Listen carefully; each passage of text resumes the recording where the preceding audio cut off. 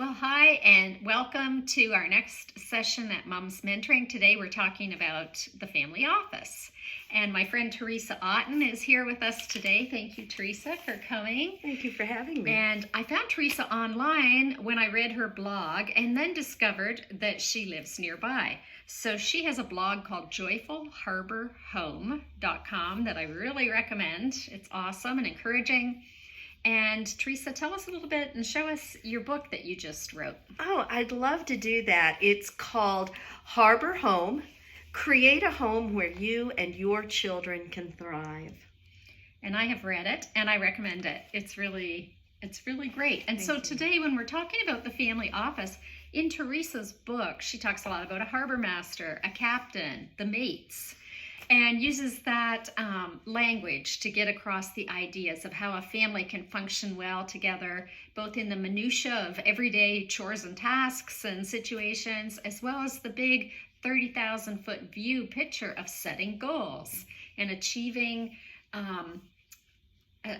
things for your family that you and your spouse really deeply want based on your family values.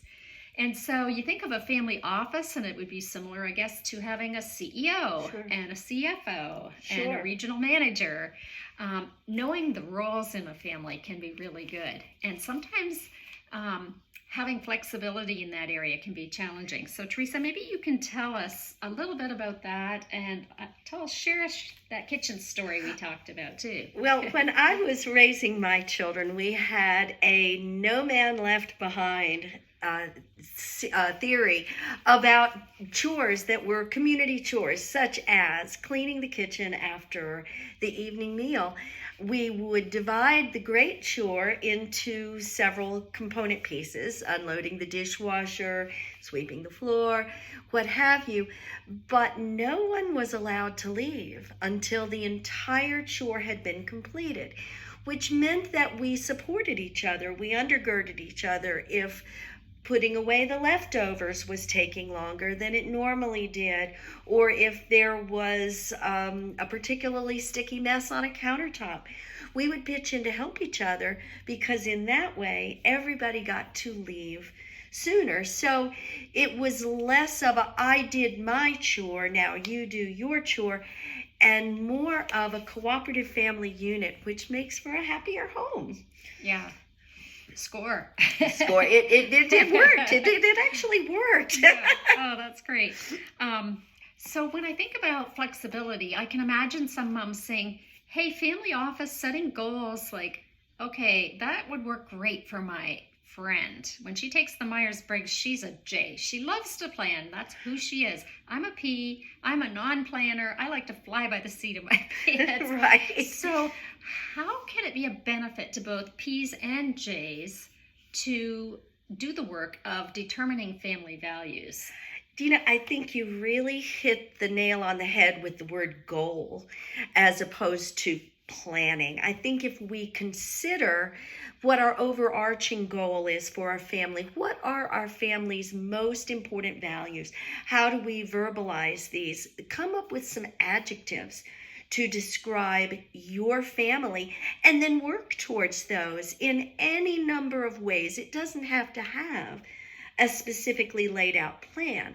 But in order to be the intentional family that you'd like to be, in other words, to have you guiding your family's overarching principles instead of the culture beyond your family, you should have some goals. And I would start, if you're not much of a planner, I would just start with some adjectives. Do we want to be generous, kind, cooperative, community-oriented?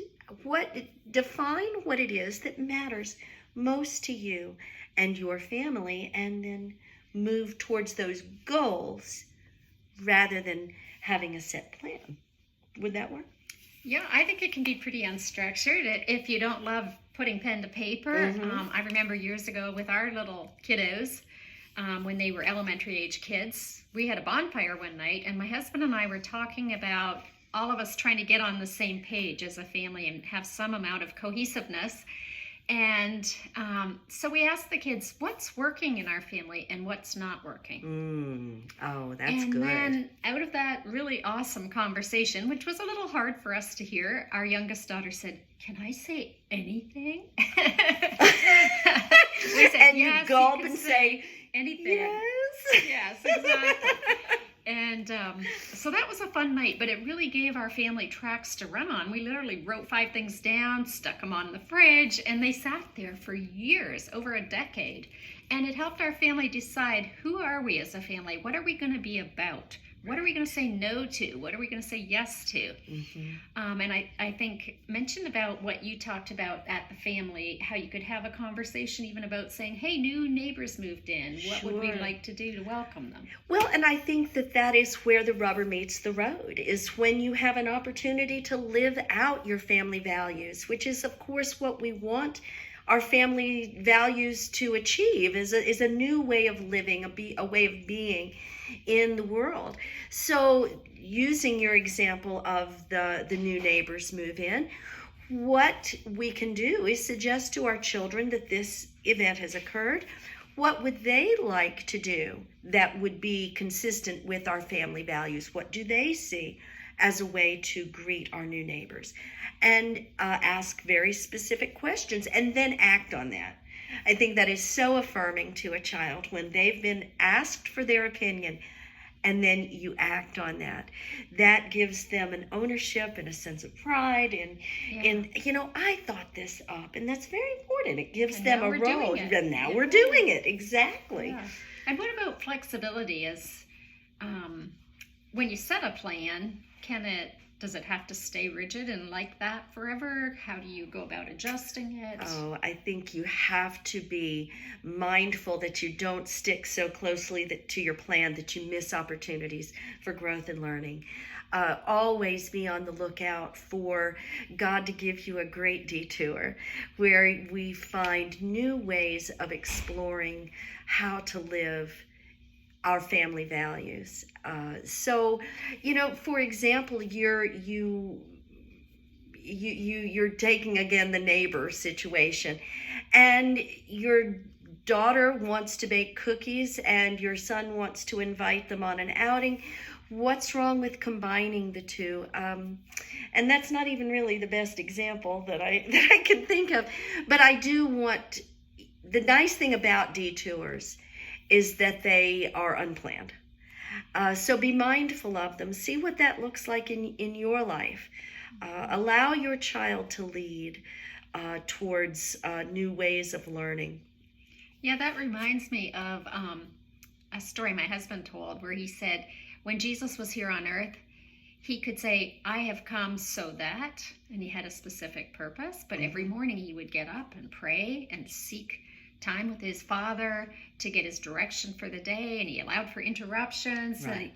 And there was nobody as flexible as Jesus. It's so true. Inside of this Sure. planning, goal setting, having our family go along based on our family values, I think there's room for lots of spontaneity and flexibility in that area. Using Jesus as an example, I think of how many of his miracles took place when he was on his way to do something else. Yeah, exactly. He was going for one purpose, and then here came a woman who just touched the hem of his garment, and a miracle interrupted their plan. And I think that's a wonderful way to live as a family. You're on your way to meet a goal, and you get a beautiful interruption. Okay, continuing on, Teresa. Tell us a little bit about, if you're a young family and you're at the very beginning of figuring out setting family values and the value of roles in a family, tell us a little bit about how that can look. Well, in my book, which is based around a harbor, I refer to roles in nautical terms. So the parenting role is what I call the harbor master. A harbor master is in charge of the entire functionality and safety of the home. So this would be a reference to the adults, the parents, who have the most experience. They are the ones who are in charge of seeing to it that the family runs well and safely and as smoothly as possible. I'm thinking of that word thrive that you have in your byline. A parent has a big job of seeing that each child, with all their diverse personalities and gifts and temperaments, thrives. Sure, because one thing I've seen in many, many, many families is that if you have two children, you might as well to have named them day and night. They are so different from one another. And it's up to the harbor master to see the needs of each individual and to see how each individual child learns best. What's their love language? How can we best reach them to help them reach their own potential? Underneath the harbor master, then there would be the role of a captain. And in nautical terms, the captain is the one who is in charge of any given vessel at any given time.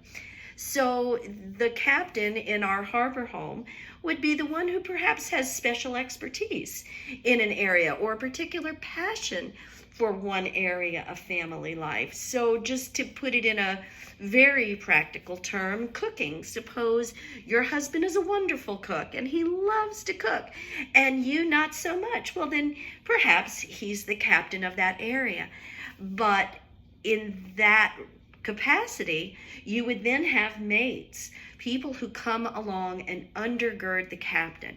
They work in cooperation with the captain, and they are also being taught to replace the captain.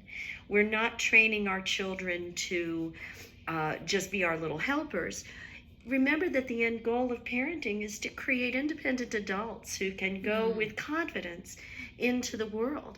So you're training your children to replace you. So I think, to get back to what you were saying, is that the hierarchy of a family office is not there for an arbitrary reason, but to meet the overall end goal of parenting and being a family, and that is to create a healthy next generation. These roles serve a purpose, and I think are important. Well, I love what you said in that last section, Teresa, and it made me think about in a family, you may have compliant children, you may have strong-willed children, and you probably have some of each. And, when you have a role in the family, and for the parents being either the CEO or the harbor masters, you have authority in the family. Yes. And so it's really helpful then to have those family values written down, because it gives the children, while they may not like all the decisions that you make, it allows them to at least understand the decisions you make, because those decisions are based on your family values. They're for their protection, they're for their personal development, they're for helping them to develop interpersonal relational skills in a family, and that they just thrive overall. Yes. So it just becomes a bit of a win-win situation. The authority is there for their good, not their harm. And these authority words, these authoritative positions have been taken during a time of calm. You don't decide what your family values are going to be in a time of crisis. The predetermination of these family values in itself gives them a level of authority, because this is a decision that everybody made together. We're going to be kind and generous and warm and open. So you might not decide to have, let's not have sarcasm in our family right in the middle of two siblings exchanging a very sarcastic back and forth. Exactly. Determine your family values. When your family is on an even keel, when things are calm. Like, I love your family campfire story. I love that you set a campfire outside and you asked a general question and gave everyone the freedom to respond. That's a beautiful way to... Well, there you go. I mean, how bad can anything be when there's s'mores involved? Well, let's finish up with a couple of your thoughts, Teresa, Sure. on celebrating successes. Okay. So micro successes, just the at-home everyday stuff as a child is able to really feel like they've contributed. And then maybe what would a success look like if you were painting a vision for your family about something that could happen in the future if everybody pulls together. Oh, that's great. Yeah, I think that in general, when you are dealing in a given situation at home, the more specific your praise and affirmation can be, the better it is. So rather than the general "good job, buddy" that we usually give to our children whenever they do anything, be very specific. Look at how much better you were able to tie your shoes. I am so proud of that. You've tied your own shoes, and now you can be more independent in getting dressed, and that's a good thing. So very, very specific. Not only acknowledge what was done well, but why that is a good thing. So specific praise in those little day-to-day victories when you want to encourage those kind of growth opportunities. Then in general, you were telling us giving us a camping scenario that I really enjoyed, in which you set a vision of camping on, you set a date that was somehow out in the future, and everyone had a role in making this marvelous family trip a reality, which then the trip itself becomes its own affirmation. Right. And I love that, Linda. That is just a terrific, I wish I'd been raised in your family. No. No, but that's the cool thing with every family being different. Sure. That we get to pick and choose, what works for you. You can't be every type of family. You can't be every type of mother. And so Right. what does it look like to really figure out who did God make us to be? Sink yourself deeply into that, both as individuals, as marriage partners, as harbor masters in your own particular home. Sure. And with God's help, I loved what you said about thinking ahead, predetermining Yes. some things so that you're not reacting in the middle of crisis, in the middle of the heat of the battle. Right. Family life can be very chaotic. Yes. And so finding a calm harbor as a spot where you can do that predetermining work, whether you're structured or unstructured, a planner or a non-planner, it works for all types. Right. So there's really just a huge value in Sure. leaning into that. Any final words of encouragement for moms? Do you know my favorite word concerning this topic would be intentionality. Creating your family intentionally, not letting the culture sway you. And that doesn't have to be, as you've been saying, it doesn't have to be a great deal of intricate planning, but a leaning in to doing on purpose what you know that you want your family to be. Well, thank you, Teresa. Thank you for joining us today. And again, Teresa's book, Teresa Otten, Harbor Home, the website joyfulharborhome.com. You will be blessed by looking up those resources. Thank you for having me, Linda. It's been a real pleasure. You're welcome. Bye for now. Bye.